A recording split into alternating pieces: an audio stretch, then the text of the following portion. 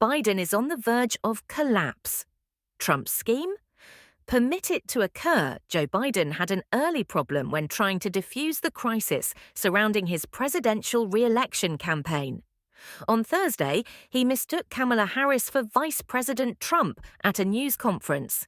In a matter of minutes, Donald Trump made fun of the error on his social media account, Truth Social, and included a video clip. "Wonderful work, Joe," he wrote. Voters had expected this kind of response from Trump, who has been disparaging the president, 81, for years. However, Trump was unusually silent for the last 2 weeks, while Biden fought for his political life, allowing Democrats to quarrel with one another. The relative quiet, according to Republican strategists, is a result of Trump's newly discovered discipline, which differs from his campaigns in 2016 and 2020. Republican strategist and former top Senate and House leadership assistant Ron Bonjean said, "He's played it brilliantly by not saying much about the Democratic crisis. Why take the shovel away when they're digging their own hole?" The 78-year-old Trump hasn't completely disappeared.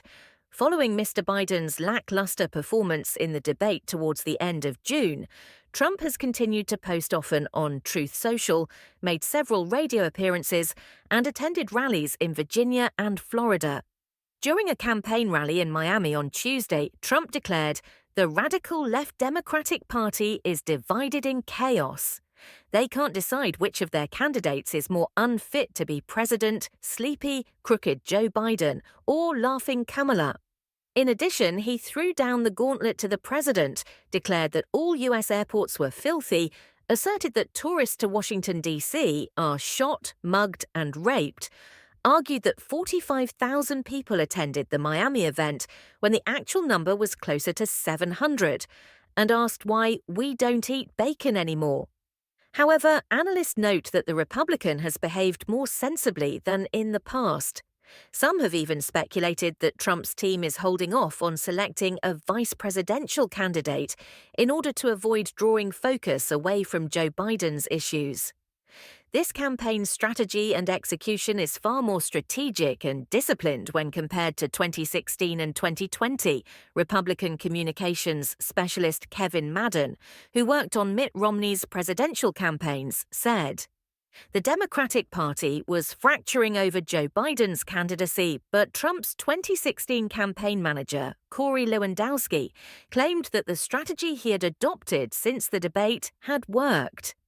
The Trump campaign has done an outstanding job of allowing the Biden campaign to self-destruct, he stated. It's possible that the Trump campaign was counting on that catastrophe from the beginning. For some time now, the Republican strategy to win over the American people has relied on voters' well-documented concerns regarding Mr. Biden's age.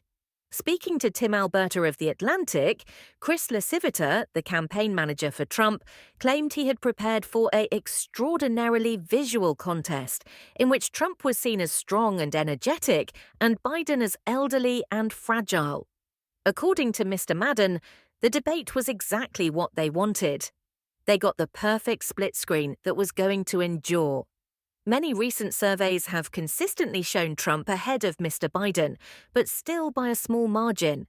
However, the Trump team worries that the apprehension over Mr. Biden's suitability has peaked too fast. Should a younger candidate succeed him, Trump would be devoid of two primary avenues of attack: his advanced age and vulnerability. Furthermore, given Mr. Biden's dismal polling numbers on the economy and the southern border problem, it would be more difficult to hold a new contender directly accountable for the president's alleged policy shortcomings. Regarding Biden's nomination, they're silently hoping with their fingers crossed, according to Trump campaign advisor Ron Bonjean. They feel they will win the election with Biden as their opponent. It appears that some of Trump's closest allies want Mr. Biden to continue in his role.